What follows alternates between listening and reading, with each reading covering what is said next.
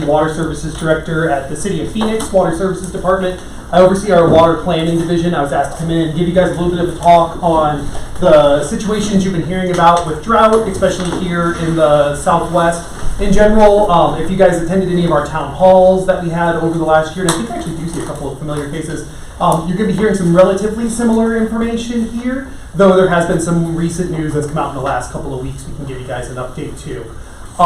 In general, I like to keep these pretty loose and conversational, so if you have a question, feel free to jump in and stop me. You don't have to wait till the end.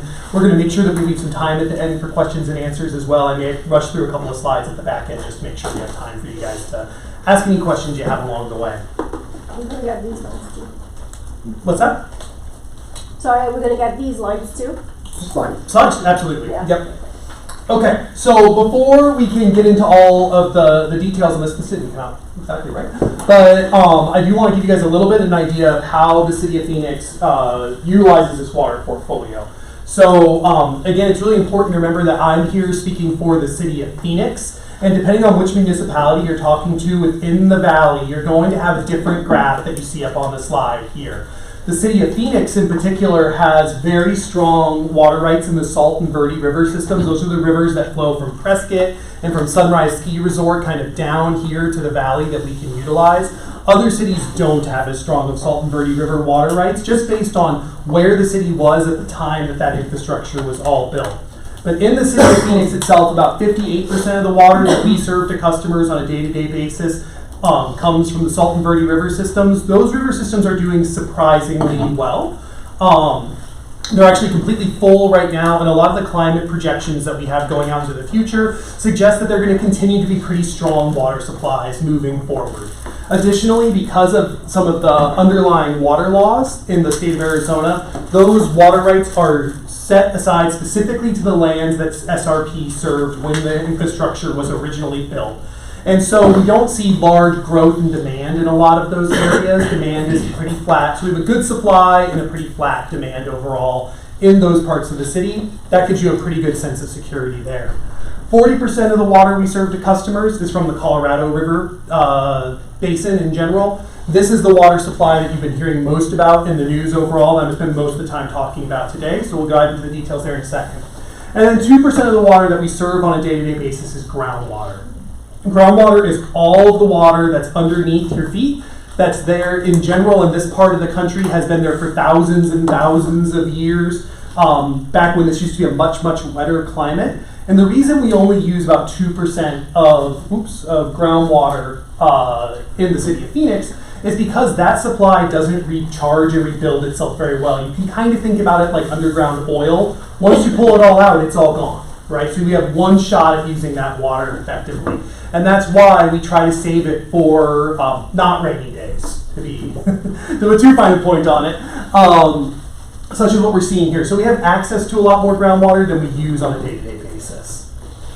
So what is going on right now on the Colorado River? That is the big question in the room. This is the bad news slide, and it is really bad. So we're just going to go right into the really bad, and I promise things will get rosier from here as we talk. So we are looking at the driest conditions in over 1,200 years, and that takes into account even this really wet winter that we had this last winter. So 1,200 years ago, just for reference, is a really, really, really long time. It's kind of an unimaginably long time. 1,200 years ago in Europe, they were still 400 years from inventing knights in shining armor. So that's like how long ago we're talking about since the last time it was this dry. The major reservoirs like Mead and Lake Powell are at historic low levels. And again, this is still true after this relatively wet winter that we had in the Southwest overall.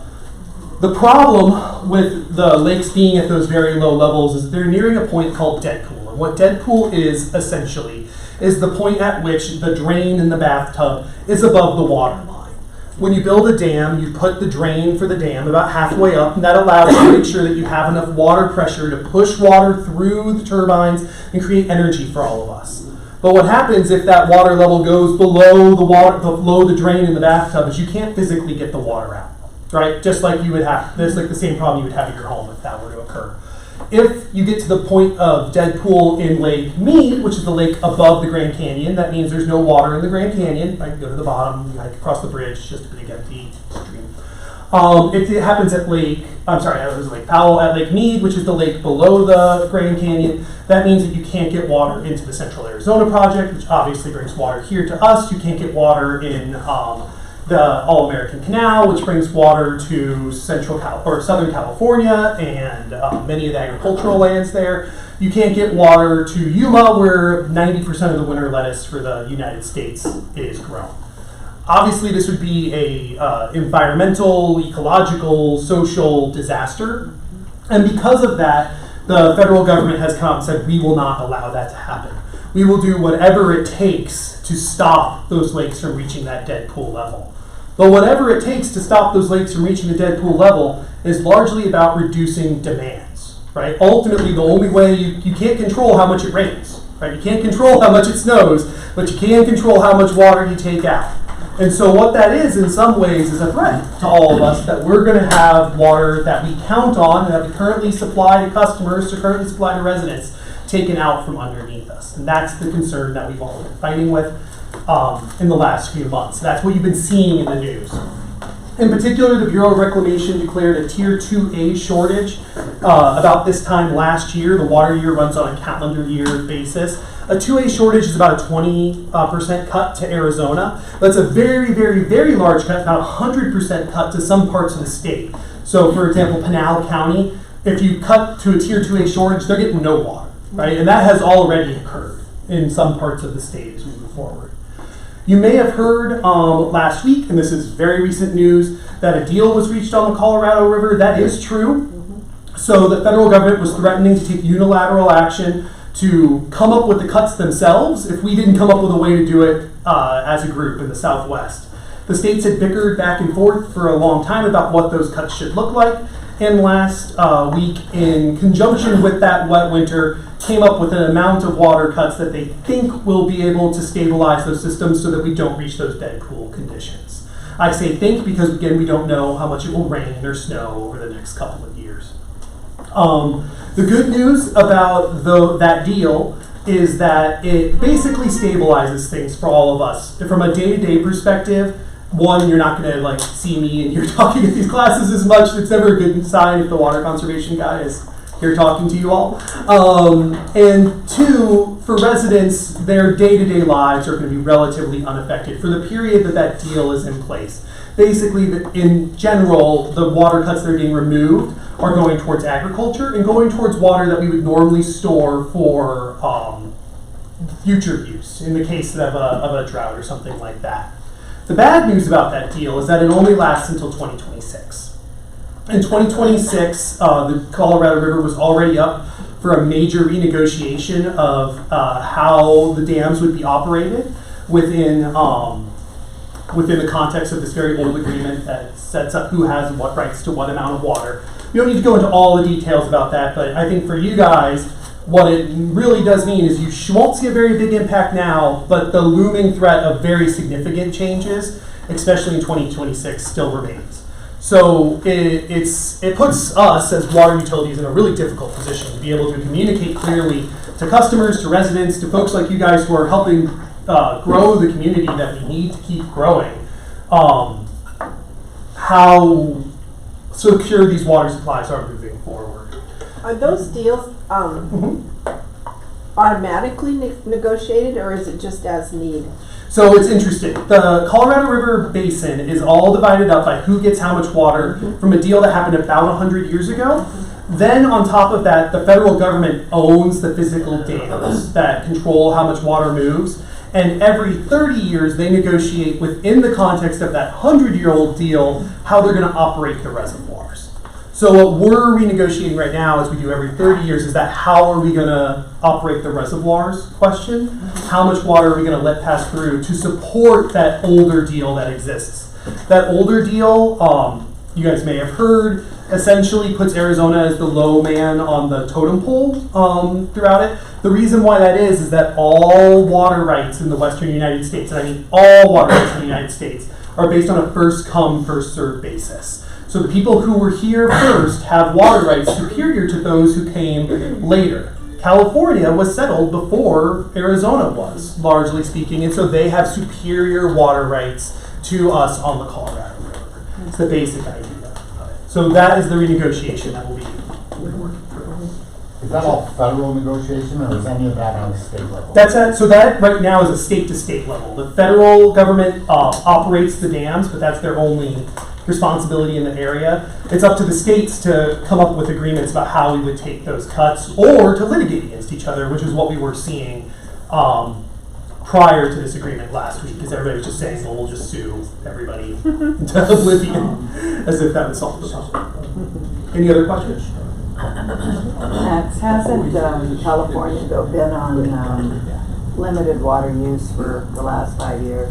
So yes and no. So what's important to remember, and we're going to talk about this in a second actually, is that we all have different water supplies, right? California, until this last year, has had unimaginably extreme drought on their in-state water sources. So that'd be like the water that comes from the Sierra Nevadas and comes down into Southern California through the state water project. That is where their curtailment of use has come from. So when you hear that like they had watering days and things like that, that was all based on that water supply. Well, they were continuing to take their full allotment of Colorado River water, which is primarily used actually by agriculture in California. And so while they have had those types of restrictions overall, it's not because of the resource that we share with them, it's because of a different one. Any other questions? Okay. The last thing I want to say about this slide that's really, really important for all of us to understand is that we have actually been seeing about normal rainfall over this entire period. So if you look at the southwestern United States, rainfall on average, precipitation, I should say more accurately, rain and snow, is 98% of average. 98% of average is average, right? At that same time, we've been seeing river flows go way, way, way down. The reason why is because that same amount of rain and snow has been hitting warmer soils where plants are more able to take it up and utilize it earlier in the year, where more of it evaporates and goes out into the air, where more of it comes as rain instead of snow, so it runs off more quickly. This is really, really concerning for all of us, because what that means is that the same amount of rain is equaling less river. And that means that we have less river to divvy up among all of us. So we have historical problems with how the water rights were originally based. We have now climate change-based problems, whereas it's getting warmer, we're seeing less river to go around for everybody. And we're trying to figure out how we're going to deal with all of this. So the good news is that the city of Phoenix, and frankly I would say most of your valley cities, have been doing a really good job of planning for this for a long time. The thing about living in the desert is that you can't ignore that you live in the desert. We've always had to plan for water in order to bring life here. That goes all the way back to the Hohokam people who were here long, long before any of us. Specifically with the city of Phoenix in 1950, we started developing a bunch of alternative supplies. These are the extra dams in particular on the Salt and Verde rivers, which give us access to extra water rights there that we wouldn't have otherwise, that we can put in other parts of the city. Any of you who have driven along the 51 in the last couple of years have seen a very large construction process. That is the drought pipeline. What the drought pipeline does is it allows us to move water from the SRP system to the Colorado River system with those extra supplies that I was just talking about.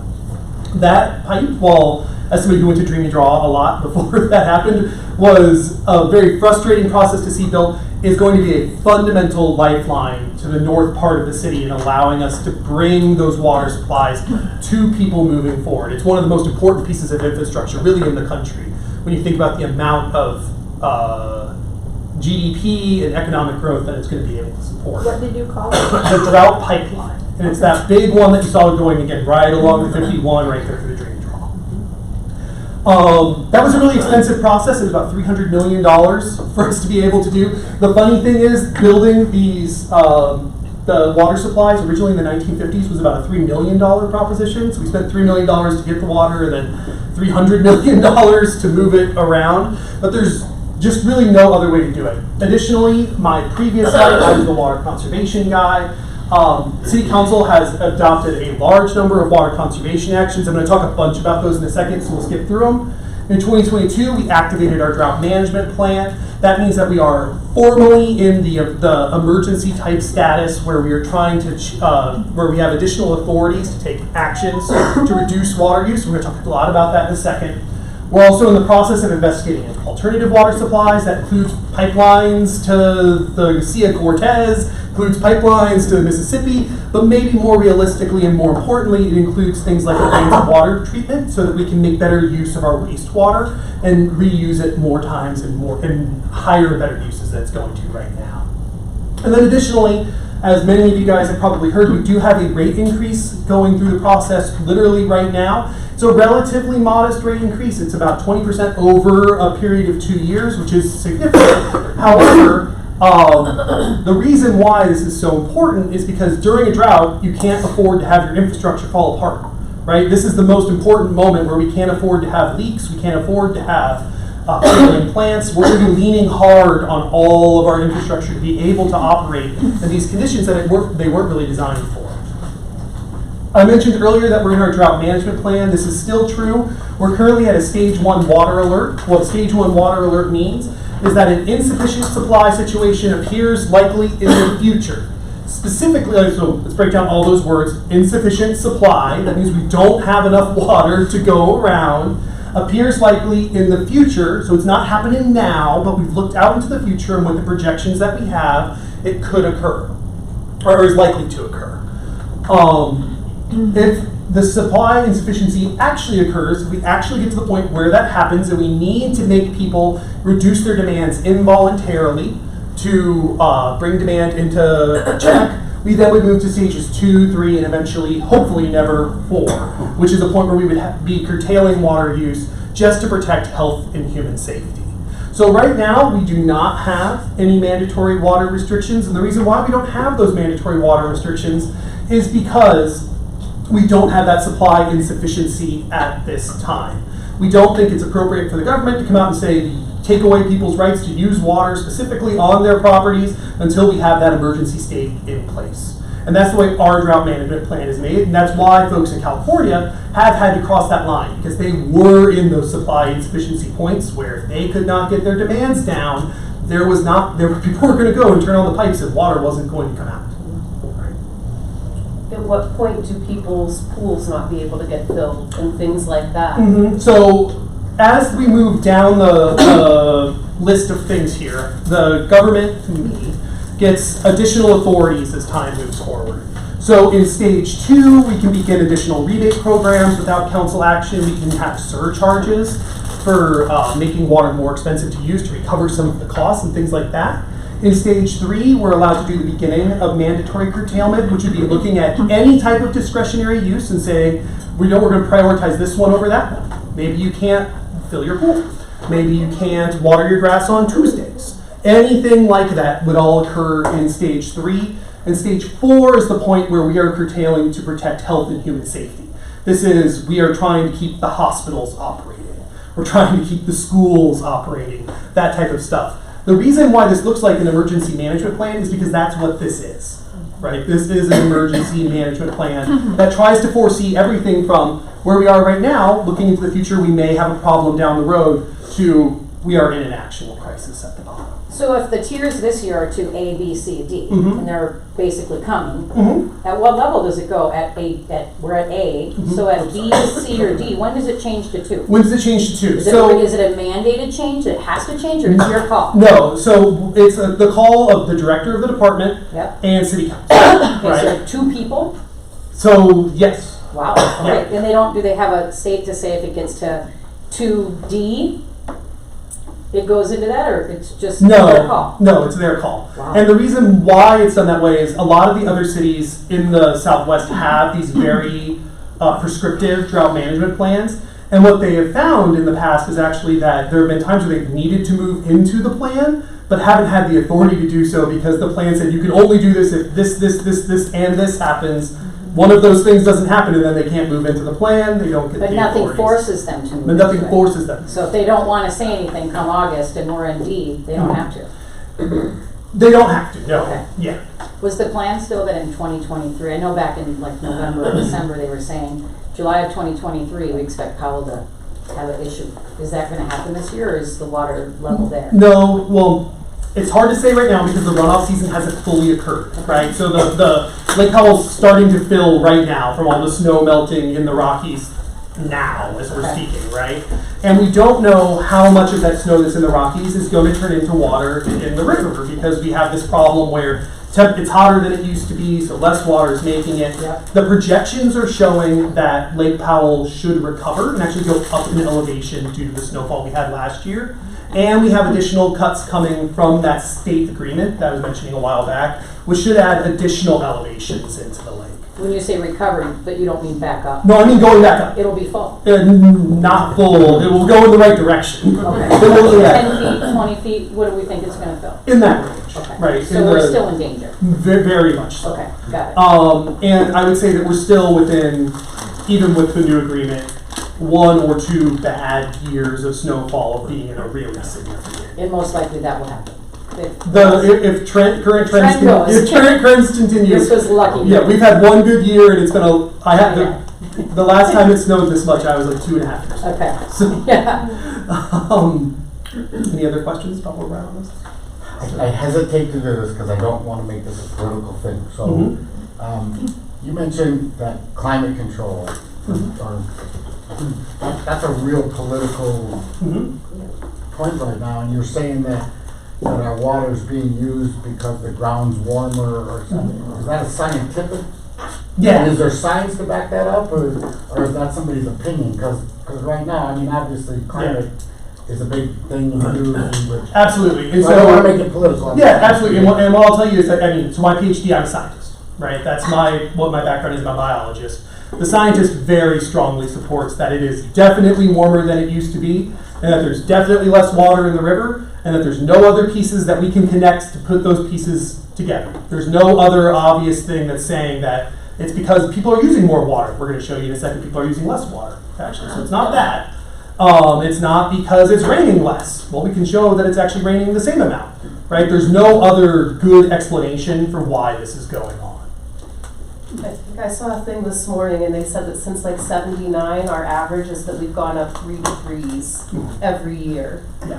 here in Arizona. Here and there's, and in particular, what's really challenging about this, because we're seeing a lot of. I'm sorry, 3%. 3%. So what we're seeing in Arizona in particular is that our lakes and rivers are doing relatively well. So I mean the Salt and the Verde rivers, and that's because it's always been hot here, largely, right? So it gets hotter. It doesn't actually really impact the growing season that much. I'm getting way into the details you guys don't care about.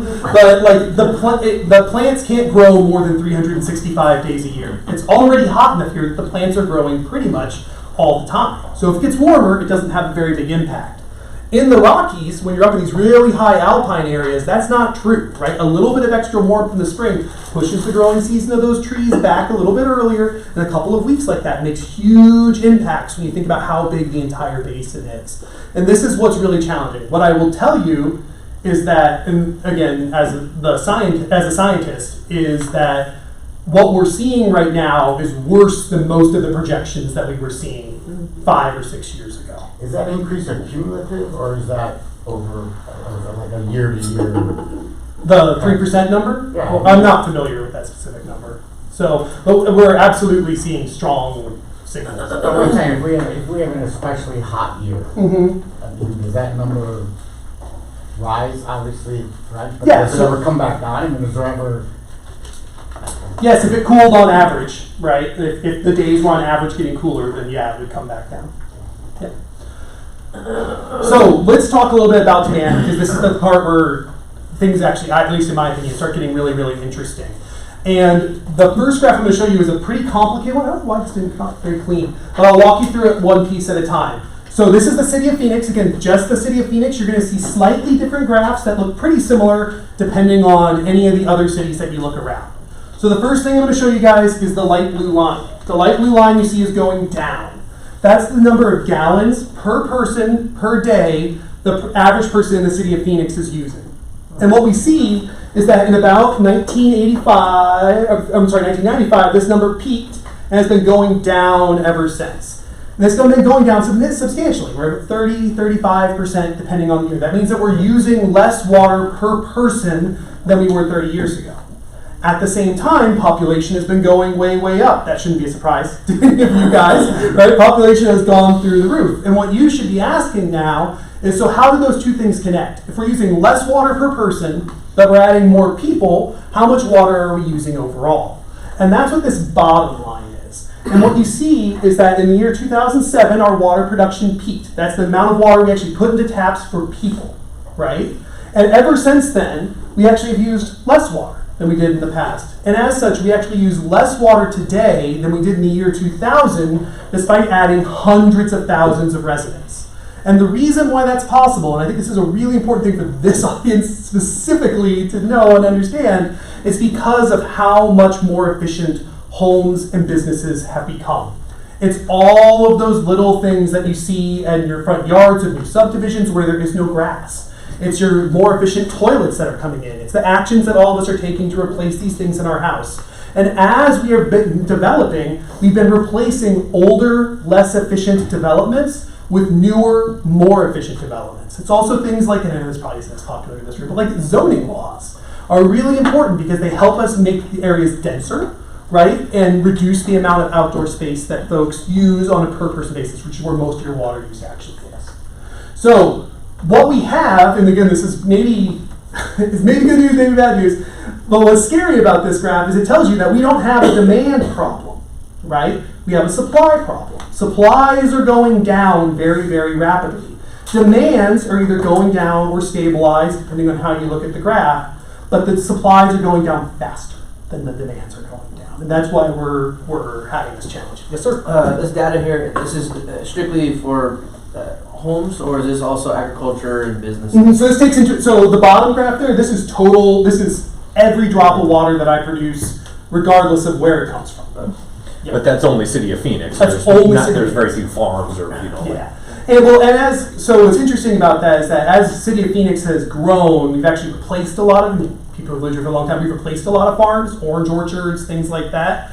Those waters are actually not baked into this because those guys were mostly getting their water from SRP. They're getting the flood irrigation that all of us have seen in downtown. So this really is purely just based on essentially residential and commercial efficiencies. If you were to look at a similar graph for the whole state of Arizona, you actually see a not terribly different graph, right? Which is interesting, right? Because it seems like we have all these people, and you'll read in the news that there's so much growth, and the growth is killing the rivers, right? But if you look at the underlying data, there's not very much evidence to support that. Whether it's agriculture or the cities, all of us are becoming more efficient. We just aren't becoming more efficient fast enough to keep up with the supply changes that are happening around us, which is a really challenging problem to deal with. I just have a question. Yes, sir. It says roughly 60% of the water comes from the Salt River and Verde. Yep. Right, that we use.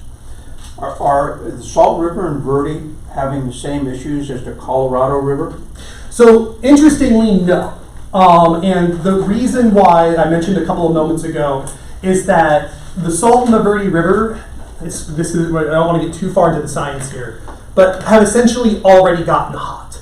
It's been hot here for a really long time, and making it a little bit marginally hotter does not have the same impact on them that taking these really cold systems that count on snowpack, like the Colorado, and seeing that transition happen there. Just, and if anybody wants to go way into the weeds on that, I promise we can do it. But that's essentially why we think we're not seeing the same impacts. Okay, so let's talk a little bit about demand.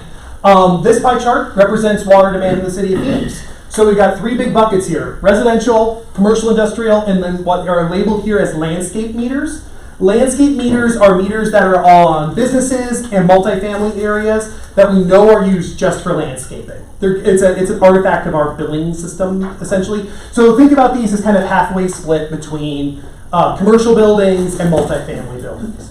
But what you see if you look at this graph, the big picture issue, is that residential demand makes up the vast majority of demand, right? So about 2/3 of demand is residential.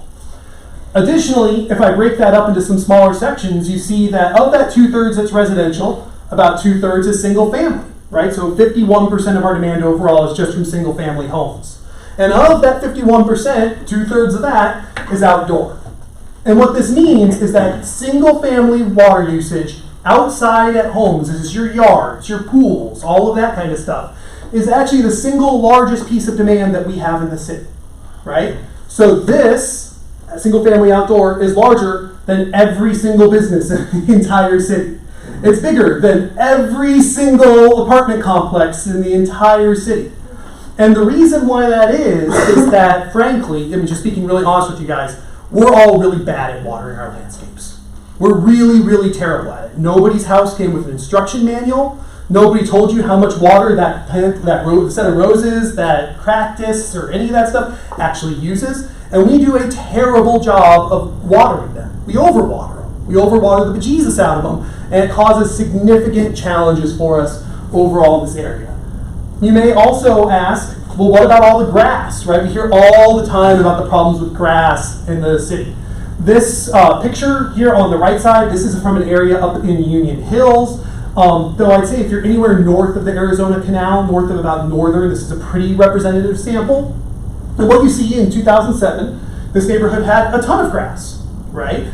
Then 2010, a little bit went down. 2013, a little bit went down. And then by 2015, we had almost no grass left in this neighborhood at all.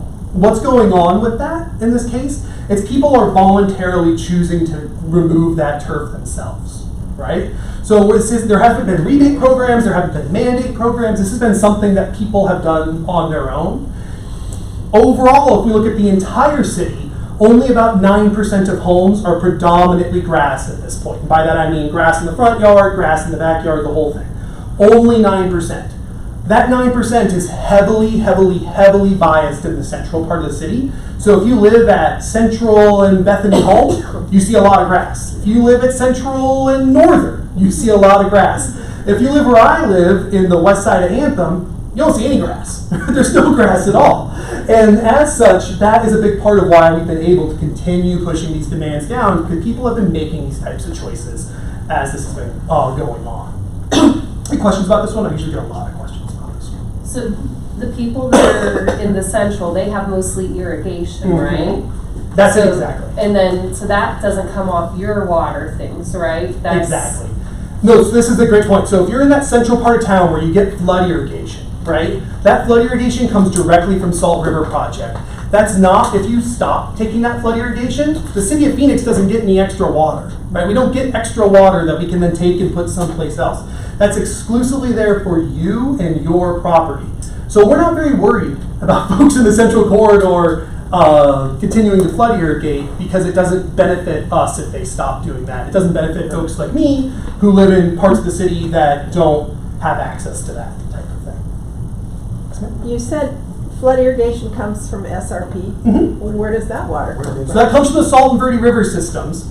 However, it is so without going again too far into the weeds here, it's appurtenant to the land. And what I mean by that is that when Salt River Project was built, the landowners who built it put all their land up as collateral to pay for the dams, right? So they told the federal government, you can take our land if we don't repay all these loans. You guys build the dams and we'll take it back. That deal was made, but with the agreement that those properties would have the right to use that water perpetually, right? Nobody else has the right to use that water perpetually. That is how all Western water law works. Not to get, I mean, this, you could take like literally multi-year classes in this, but at its core, that is how Western water law works. Is that people who utilize the water first get the right to use it forever.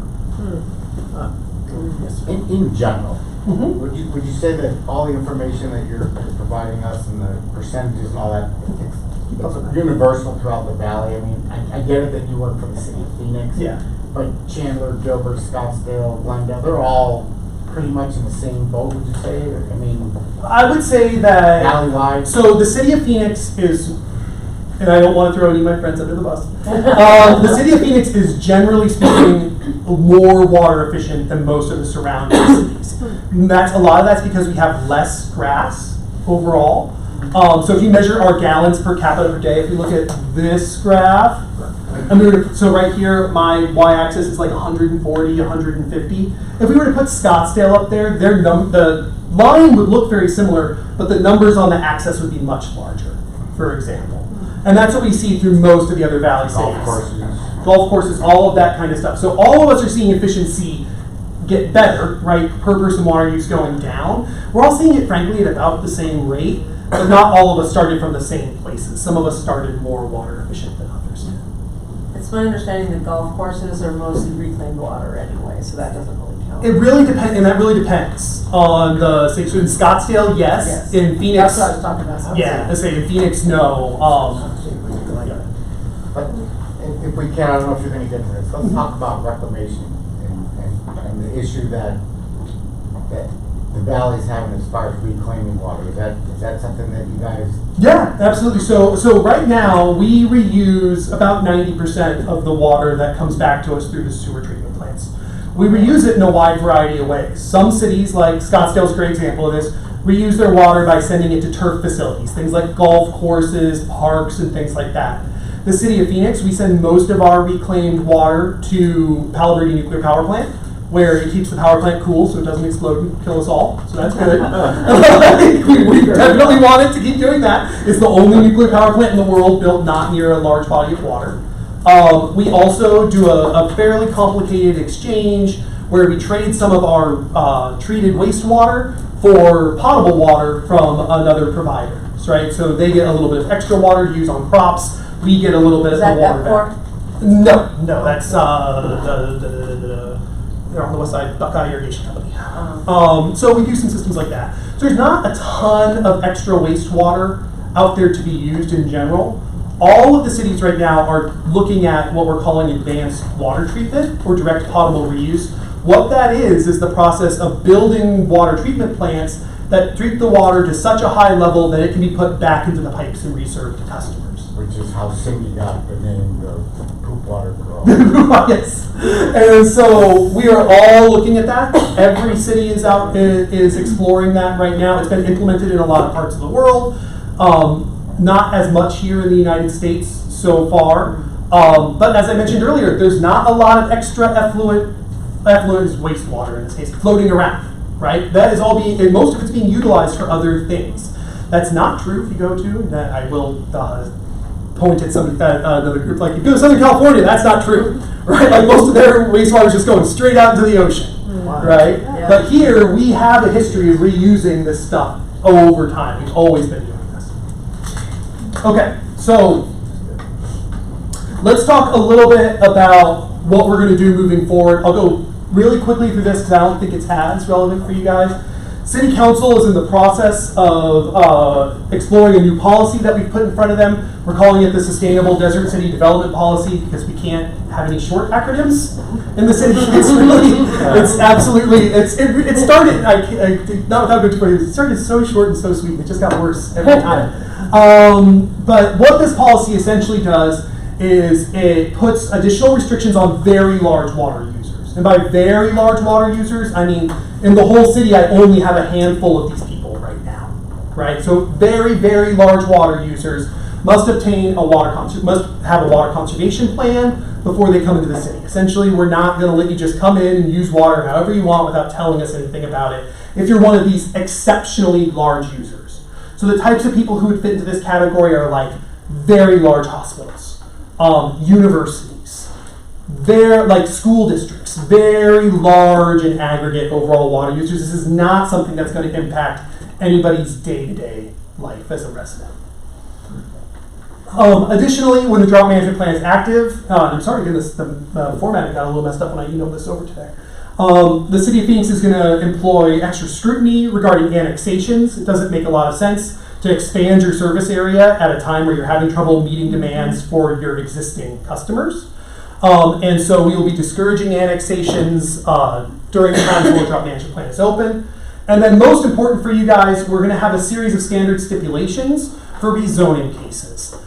This is a large number of things. I won't talk you guys through all of them. The most important for you all, I think, is that for a new development that comes in, this is only for new development, if they go through a rezoning process, there's a few things we're going to ask them to do.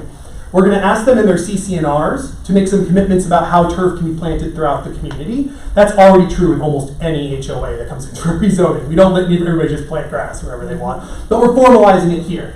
And then I think most excitingly, we're in the process of working on getting a commitment for folks to do 100% EPA WaterSense home certification. What a EPA WaterSense home is a home that's been independently verified by the federal government through a series of rating protocols that they have to be 30% more efficient than a comparable new build that's built today. There's a large number of ways that people can get certified. There's not just like one easy list that I can hand you, unfortunately, because it's like go doing one of your energy certifications or things like that. This is a nice way for a third-party vendor to come in and say, we have looked at this in the aggregate and we know that this home is water efficient. We know that this home is doing its part moving forward. And again, this isn't something we're going to expect for remodels or anything like that, just for new developments that require a rezoning process. Yes, ma'am? On your third point there, restrictions on the utilization of turf, is that turf as in grass or turf as in artificial? As in grass. Grass, Yeah. okay. So, before we wrap up here, I do have to give you guys, so again, my previous life I was the water conservation guy, so I do have to tell you some water conservation things before we leave, because it's really, really important. The whole reason that we are able to support the number of people who we have here today in the valley is because the people who were here before us conserved. If we hadn't done, if our predecessors, if my parents, grandparents, if they hadn't done all of this stuff, my kids could not live here. We would not have the water to do it. And so we have to figure out how we can continue finding ways to push that gallons per person down so that we can support more people overall. So, couple of ones. First, number one is you need to get your outdoor watering under, I keep bumping the button here, sorry. You need to get your outdoor watering under control. So what we did is we partnered with some scientists at the University of Arizona. We brought them in and said, objectively, write that instruction manual for me. Right? I said your house didn't come with an instruction manual on how to water your plants. Please write me the instruction manual on how to water all these plants. I looked at that and I said, what is the very thirstiest plant, which turns out to be grass, and the very hottest month, which turns out to be June? And I said, how often does grass need to be watered in June? And what we found in collaboration again with those scientists at U of A, who this is like all they do with their entire life, is that you can get grass to survive on 2 waterings a week in the middle of the summer. Yep, Bermuda does great. You just need to keep it lightly watered as you go. What we see, as somebody who grew up here, nobody does this. Right? Like, nobody does this. People are watering 4 times a day, twice a day, 3 times a day. It's water as much as you can. This is the single largest place of water savings that we see in the community. If we can get people to do this, we can put a lot of these water problems behind us. This is the single most important piece. It's the single biggest part of the biggest part of the pie that I was showing you guys a second ago. So we have a more complicated way of actually figuring out exactly how much water all of your plants need. If you want to learn about that, you can text Win2Water, that's Win2Water, all one word, to 33222, and that's on the slides too if you guys look later. And you'll get a text alert that tells you how to water like every plant in your house. I would love you to do that, that'd be great. But if you don't have time to do that, just remember, nothing is thirstier than 2 times a week, right? If you just do this, you're going to do a lot better than the average homeowner is doing in the city. And I think you can say, honestly, with a straight face, that you are going a good ways towards doing your part. So the second thing that I want you to look at is checking. You said water at night, what time? 9 o'clock, midnight? Anytime the sun's down. Okay. Yeah, it's basically what we're trying to do there is just avoid evaporation. So step 2 is I'd like you guys to check for your leaks and fix them. Doesn't matter if you check for them if you don't fix them. This is a constant problem that I have. But in general, we'd like you to look for your leaks at least 4 times a year and fix them within a week of discovery when you find them. In general, I am not a very handy person. That may not be a surprise to you. I'm not the handiest person in the world. Even I can fix a leak like this. It's not very challenging. Most of this is stuff that can be fixed with $5 or $6 at Home Depot and a little bit of time on YouTube trying to figure out how to fix a leak on your faucet. How do you find leaks? This is a big question that we always get. And the answer is you look for them. Right? People try to make this really, really complicated. How do I know? There could be like a secret leak underground or something like that. And that's true. Like there could be a secret leak underground, I guess. But most of the time, the way you find out if you have a leaking faucet is you look at it, and if it's leaking, you've got a leaking faucet. If it's not leaking, you don't have a leaky faucet, and you move on with your life. That's the level of detail that I'm asking you to do here. I'm not asking you to become a water conservation expert, reading your meter and doing all that stuff. Step 3 is we'd like everybody to commit to efficient appliances and fixtures on upgrade. And that last part of the sentence is really important. I am not here asking you guys or asking any of your guys' clients to pull out a perfectly good dishwasher and throw it in the trash can. That's not going to work, right? If I was going to come out and say that, nobody's going to listen to us. What we are asking you to do is when you do buy that more efficient dishwasher, or when you do buy a dishwasher in the first place, whether that's because of a remodel or whether that's because of the old one finally dies after 20 years, choose the most efficient one that you can. In general, we find that these pay for themselves over time really well. The price differences in some cases are zero. In many cases are very, very negligible. The way you can tell if something's efficient, though, is important. Before coming to the city, I used to work in the eco-labeling world. And what I will tell you about most of those eco-labels is they are like complete junk. Meaning like literally nothing at all. It's a stamp that somebody paid for that they can get so that you buy it in the store. The good thing for water in particular is that the federal government has seen that problem and for once actually fixed like a problem. The federal government did it.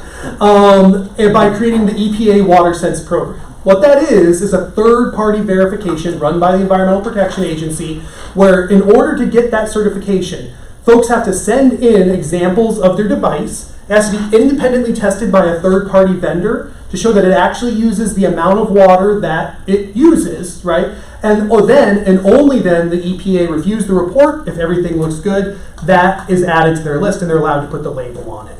This is the single most important thing that you can help tell your customers to look for, right? If they see that WaterSense label, I think I have a picture of it on a later slide, it's worth taking the extra time for that. Additionally, I think a lot of these things, especially from the early 90s, got bad reputations for not working very well, right? That is especially something that we heard with toilets and things like that. What I'd say in this case is that the technology has really, really, really improved in the recent years. I'm currently doing a home remodel at my house. We're putting the most efficient most water efficient toilets in that you can possibly get. There's 0.8 gallons per flush, right? Which is compared to like the 3.5 that they were when I was a kid. So it's a huge change. And the best thing I can tell you about it is it's a toilet. It doesn't look weird, it doesn't act weird, it doesn't make any weird sounds. It just does toilet stuff, right? And that's how most of these appliances are now. They're nothing big, scary, and complicated. It shouldn't make you make compromises. Okay, so important things about these steps I put up here. They were phrased as steps, right? Step 1 was water no more than twice a week. Step 2 was find and fix your leaks. Step 3 is to commit to efficient appliances. I want you guys to think about those, both yourselves at your home and when you're talking to your clients, as steps. You can't do step 2 until you've done step 1. Don't do step 3 until you've done step 2. And the reason why that is that we find everybody's pretty comfortable with this one, right? Like everybody likes this one, so they do this and they're like, okay, I'm good. Like I call it a day, I've done my part. And that's not true because that graph I showed you earlier of where all the water is outside, right? So if you're going to make big changes in the amount of water that you're using, that's where you have to start, okay?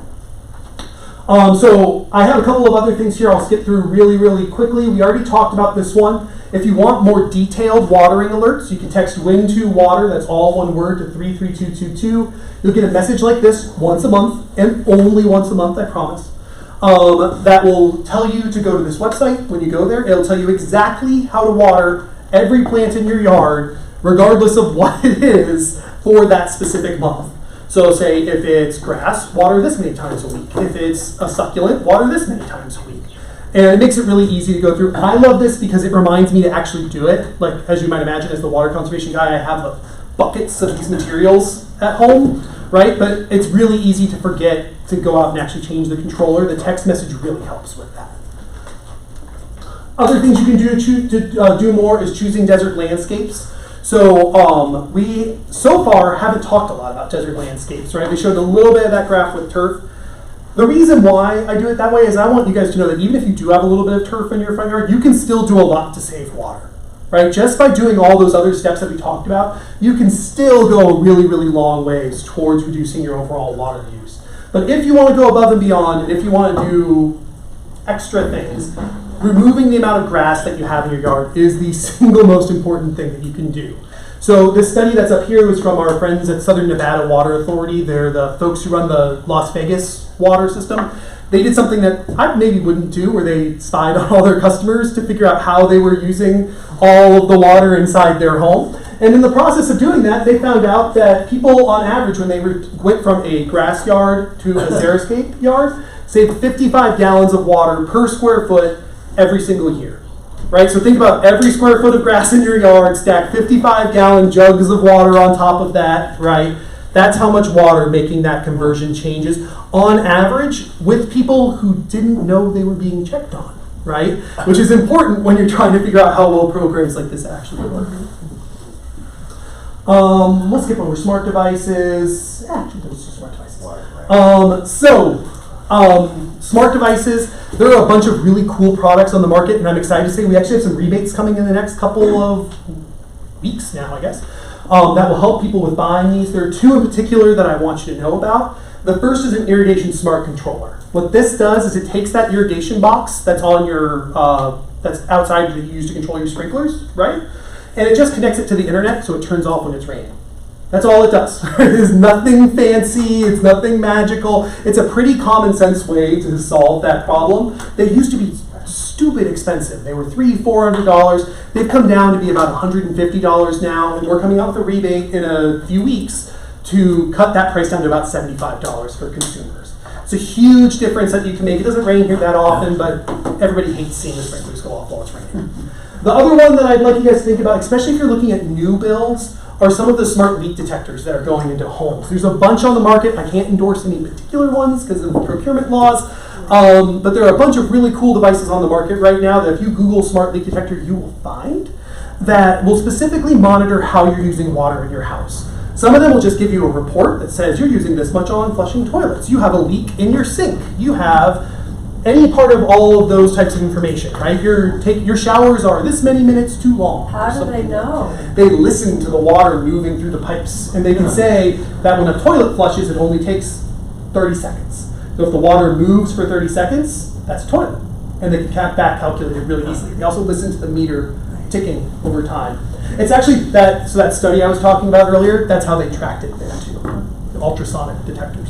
Very fancy. The really coolest ones of these will actually turn your water off if you have a catastrophic failure while you're gone. It's like, let's say you're up, it's Memorial Day weekend, you're up camping, you're having fun, and your water main breaks inside, or your water line breaks inside your house, it'll just turn itself off, right? Really cool products. I'm very excited to see them come on the market. Hopefully in the future we'll have rebates for those as well. The last one, and this is just me shilling for you guys because I've made you listen to me for an hour now, is, okay, the single largest problem we have is that there are 1.6 million residents and the entire water conservation staff is 7 people. Okay? So there's 1.6 million people and we've got 7 of us. It's going to be 14 soon. Really excited. The way, everything that I've talked about so far is stuff that can be largely solved by education. Right? It can be largely solved by us going out and giving talks like this one. That's what water wranglers do. They go through 4 weeks of training. It's just one night a week for a couple of hours. You learn how a utility operates, what water conservation is, how to save water. Think about it kind of like an advanced version of what we've done here. And at the end of that, you get to go volunteer with us at schools, at community events, and help get this message out. It's a really, really important part of the puzzle. If you guys have time, I'd really appreciate anybody who has it joining up. We've got 35 or 40 people now. They're a lot of fun. Okay? So let me run through a couple of FAQs and then I'll let you guys go. Number 1, isn't this problem about too many people moving to the valley? No, we have already talked about that. Water demand is stable, right? We are not seeing demands go up, right? And a lot of that is because new development is more efficient than old development. So as development comes in, that is what's driving that GPCD change down overall. You can't solve the problem that we're describing by shutting the door to Phoenix. It won't work, right? So even if you think that's something you want to do for other political reasons, we all have our feelings about Californians, right? Yes. We can't solve, it won't solve the water problem that we have.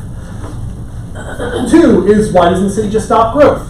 This one maybe isn't, I get this question, I'm not kidding, like 40 times a day in our conservation inbox. And so I hopefully this isn't as hard of one with you guys. I feel like we may have a different perspective than the average constituent you hear this from. But the way I answer this question is simple. I got 3 kids. I can only give my house to one of them, so I need something for the other 2 to be able to do, right? And I have a feeling that's true for a lot of us. If we just stop growth, we're not thinking about the impacts that has on all of the people who are dependent on the city continuing to have opportunities to move forward. I would certainly conclude my case in that. Is the city going to ban grass or pools? We talked about this one a little bit earlier. The answer right now is we're coming out with some additional restrictions for grass in particular for new developments that require a rezoning case. So think about your really big mega developments in general, right? We aren't looking at any pool restrictions at this time. The reason why is that pools are actually a really small sliver of overall demand in the city. So it's not a very effective place for us to use that very limited staff time that I was just talking about to be able to solve the What problem. about golf courses? Golf courses, so again, this is one where we haven't had to ban golf courses in the city because we aren't getting really any new ones. It's been a very long time since the city of Phoenix has permitted a new golf course. And so it hasn't been a thing that we've had to come across. However, and the however here's important, all of those types of things could occur if we have to go into later stages of the drought management plan. Our responsibility as a public utility is to protect health and human safety, and we're going to do whatever we have to do to protect health and human safety moving forward. We're a really long ways from that right now, but I don't want to sit here and say to you guys, we will never do anything like that. Maybe because of the Colorado River, maybe because of the Salt Verde River, and maybe because a water treatment plant goes down because of a terrorist attack or something. Who knows? There's a lot of things that could impact our ability to deliver water over the long term, and we will and need to be able to adapt when that does happen. Why doesn't the city of Phoenix just mandate conservation like Southern California or Las Vegas? This is a more nuanced question, but I'll give you guys my best shot at it. Number one is that we've been in a really different situation than Southern California and Las Vegas. Southern California, as we just discussed, their state water project, their equivalent of the Salt and Verde rivers, if you were looking at that pie chart, have been dry. And not just kind of dry, but dry for the last 5 or 10 years, right? And as such, they've seen huge changes in their water portfolio. And if we experienced something like that, yeah, we probably have to make those types of changes. We haven't had that experience so far. The other thing I'll say about that is what you're seeing in Southern California right now is that as it rained, all the cities are coming out of their drought management plans. And everybody's allowed to just put the grass back in and water it whenever they want. And now you've got a government who has spent millions of dollars enforcing people not watering on Tuesdays or whatever, just to see all of those water savings evaporate, for lack of a better term, as soon as it rains again. That's not the kind of programming that we want to invest in the city of Phoenix. What we want to invest in are the water conservation programs that create durable changes over time. Because when you guys make these changes yourselves, you stick with them, rather than me forcing you to do it overall. We see that time and time again in the field. And then finally, will my water rates go up during a shortage? We are going through a rate increase right now. The city of Phoenix has now, and will still have after the rate increase is completed, some of the cheapest water in the country. Whether that's a good thing or a bad thing, I leave up to you guys and your council people to discuss. But I will tell you that that is something that we have always worked really hard on within the city, is to keep water rates affordable overall. However, as I mentioned earlier, during a drought is the worst time to have your capital improvement projects go badly, right? What we spend most of our money on is treating water, so getting it safe enough for you to drink, and replacing pipes in the ground. If we stop replacing those pipes, they're going to start leaking. And if they start leaking, we're going to have less water that we're able to deliver to everybody, and that we're going to be able to get out. So we will do our best to keep these as low as possible, but I think it's only reasonable to suspect that water rates will go up and will probably need to continue going up in the future. So with that, I'm sorry I talked a little bit too long, but we do have a couple minutes for questions. So I spent 4 years on a Navy ship, and we made our own fresh water through desalination, through evaporization. Is that anything that's been discussed? I mean, we got a big Pacific Ocean over there. Yep. That's California's between us and them. Us and them, exactly. I mean, is that something that's been, you're scientists? So Yeah, so yes, it is being discussed. There's a lot of different ways it's being discussed. Some of them are doing it in Southern California, where they're having significant challenges permitting like the existing programs they have. So they actually just rejected a large desalination plant about 9 months ago for environmental concerns. And because you have this problem, what do you do with the brine? Right, when you evaporate all the stuff off and you get just the fresh water, you have all the extra salt left over. You gotta figure out where you're gonna put it. And their answer was they were gonna put it back in the ocean. Yeah. So similarly, there have been projects discussed with the Republic of Mexico to build a pipeline down there and bring water up. We're still looking at all of those. What I will tell you though is that in my previous life, I worked in Eastern China on the largest interbasin water transfer project in the world. That's like, think about like the biggest CAP in the whole entire world. The Chinese, with all of their exceptional human rights record and excellent environmental programming, it took them 55 years to build that thing, right? And it's very expensive. And it's very expensive. And so if we're going to build something like that similarly here in the United States, it's not going to solve the problems that we have in the timeline that we're talking about them. These are today problems, not 30 years from now problems. Doesn't mean we shouldn't invest in 30 years from now answers, because we're going to need those too. But we're going to need answers now as well. Doesn't it make sense that if all that brine, like he sells that and goes back and it came from there, it's not like we're adding more to what. Yeah, it's that it creates really concentrated pockets and it kills everything right there, right? Where you, dump it The on. balance, So there's a it's fish an that's eco-balance in there. thing. So I've got a couple of questions, if that's okay.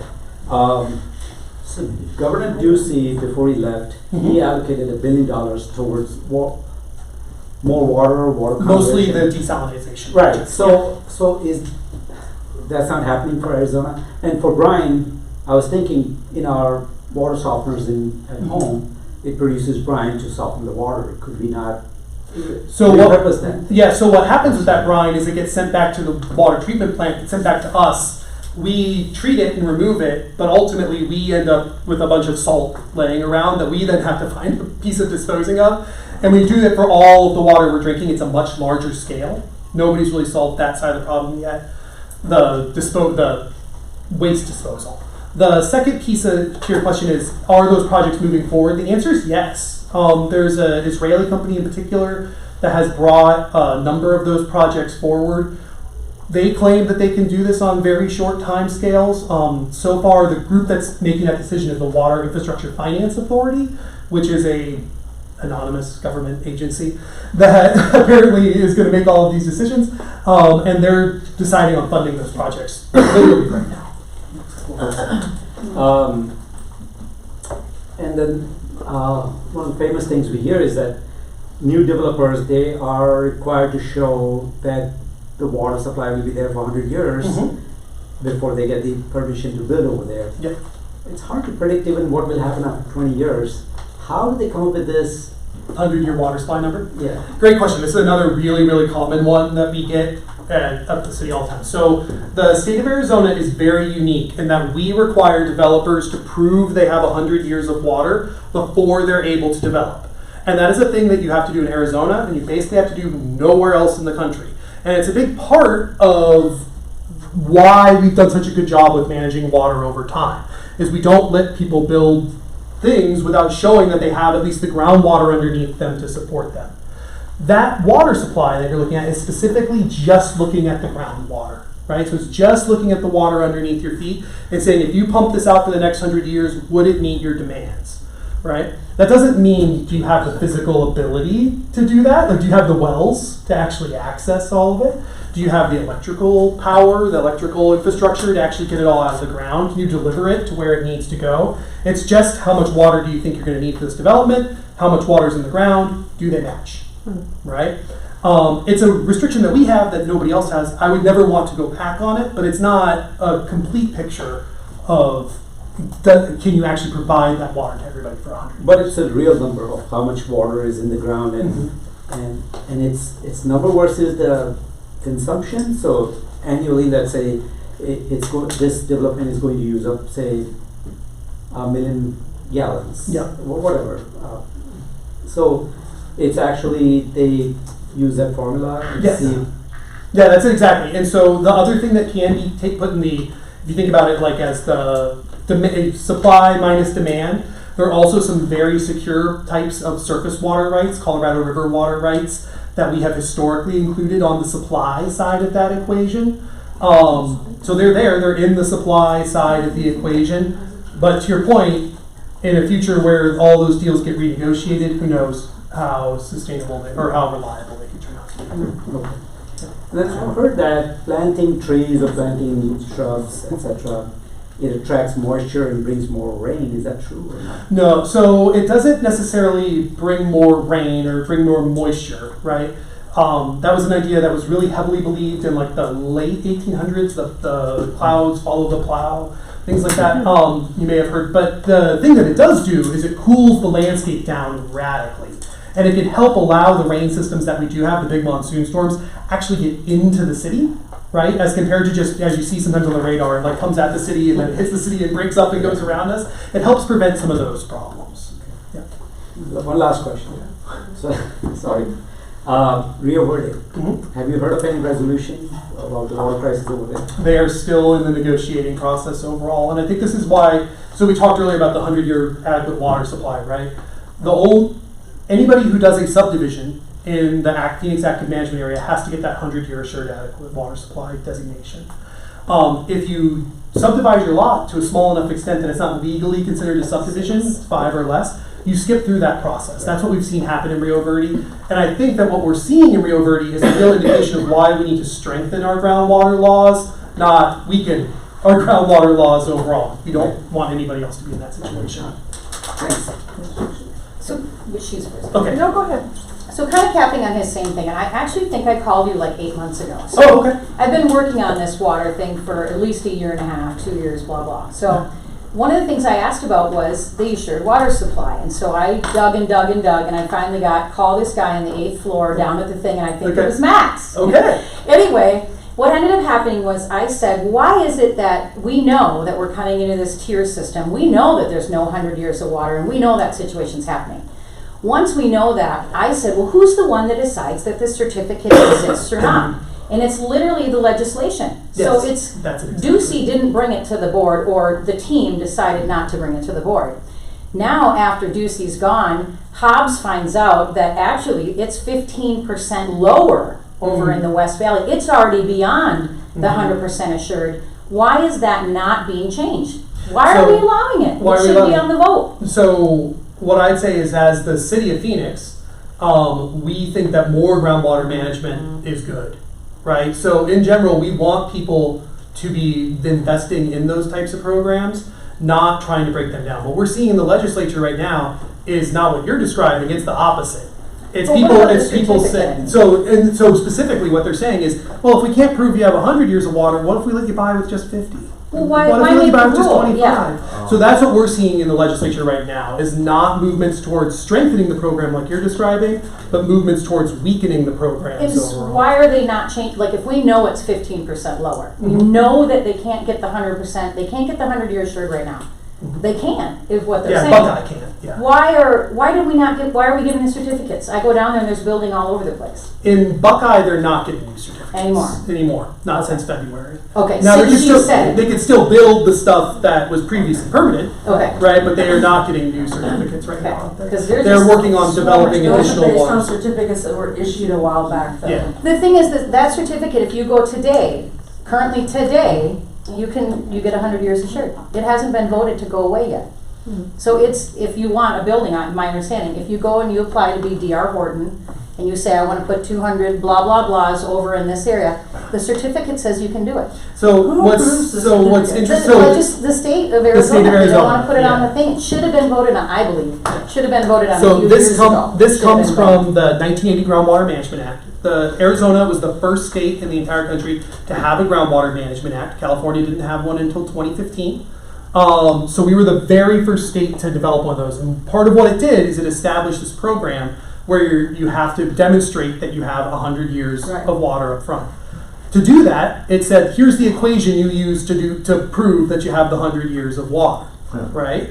And so we all follow through with that equation. It makes some assumptions about how reliable Colorado River water is. It makes some assumptions about how reliable Salton Verde River waters are overall. And then you add in your groundwater at the end. You get your supply. You subtract the demand over the 100 years, and it better give you a positive number. You've got a problem, right? You need to have more supply than demand overall. What we're seeing in the far West Valley and the Hassayampa River study in particular, which is Buckeye, is that they are doing that process and they are coming up with negative numbers, right? And as such, they can't guarantee that they have 100 years of water for those new subdivisions that are going in. That's important out there. They do that on a subdivision by subdivision basis. In the central part of the city, here in, so all of your designated cities, Phoenix, Scottsdale, Tempe, everything in the Phoenix kind of central core, we are all assured water providers. And what that means is that for our entire service area, we have already projected all of the demand that we will have over the next 100 years if we build everything in our general plans, and that is going into the demand side of that equation. So we're accounting for demand in our 100-year water supply that hasn't occurred yet, right? That won't occur for 50 years, that won't occur for 75 years. We're planning for all of it all the way to build out. And that's a really big difference if you're here in the central core of the city versus if you're out in Buckeye or Santan or any of the places that don't have those assured water supplies for their entire service area. Do you think it's gonna change in the future? If this continues to 2026, we're already in a tier. I think the more likely political pressures that we're seeing is people trying to weaken that program, not strengthen that program. There's a lot of, especially like, because what happens when you have a negative number is you're in Pinal County and you can't build houses anymore. I think of Arizona a little like Australia, like if there's a certain area where you might not be able to live here. Yeah, that's where we're headed. Just might not, yeah. There's a candidate for office, and Jim Wayne.